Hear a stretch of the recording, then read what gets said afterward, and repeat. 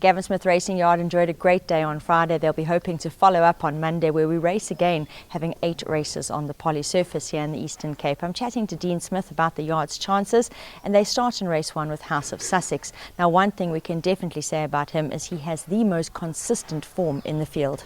Nate, and his last round was very good. He dictated his own race and then just got pipped off on the line.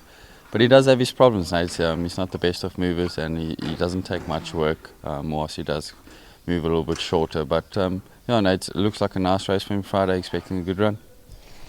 Oliver Twist will step out in race 2. Now, he had valid excuses for his last. I'm sure we can draw a line through that and expect a lot better. Nate, since that run we gulled him, and he's doing much better at home. He's doing very well, and he should be the horse to beat in that race. 2 runners in race 3. Valeria's Dream will enjoy the Claim 4 advantage, and Jumbo Sana, well, she is on a roll, and she's won 4 of her last 5 starts. Nate, Jumbo's doing really well. The horse that ran 3rd that day, I think, has got a little bit of weight.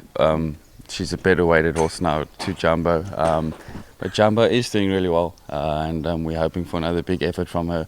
Valeria's Dream does have the Claim 4 up, and we're expecting a much better effort from her.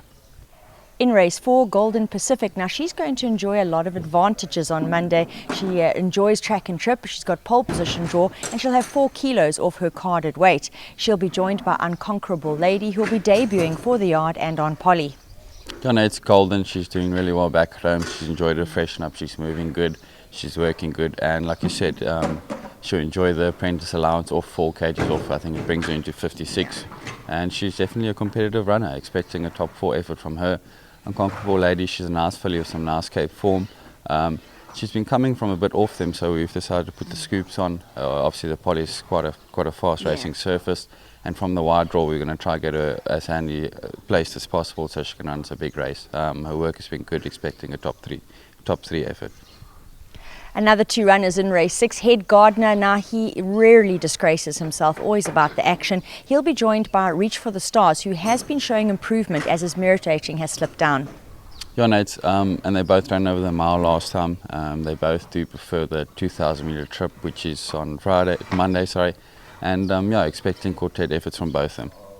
3 runners in a pinnacle over 1,200 metres in race 7, all of Cruise Control, who is in a shot behind us, and a real character, Slim Yanni and Liddell's Echo. Now, Cruise Control, I know people had expected a little bit more from him last time out off the back of 2 really, really easy wins, but even good horses have bad days, and we know he's better than that. Slim Yanni will enjoy the weight off with the apprentice allowance, and Liddell's Echo will be having his peak run from pole position draw.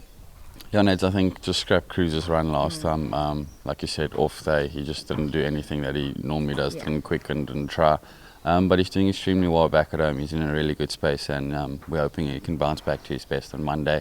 Slim he's come back to his best after Durban, and his work has been really good.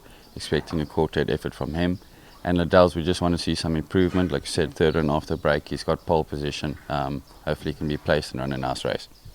Well, Cruz is waving his head around behind us, hopefully trying to tell us that he's back on song on Monday. Now, the yard will finish with 2 runners in race 8. Here we will see Cruisador. Really flew late in his last run, a competitive 4th, and he'll be joined by Globe Tonic, who's never far back.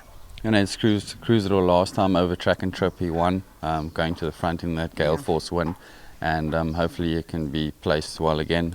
Just a pity last time he jumped slow. He should be a big runner.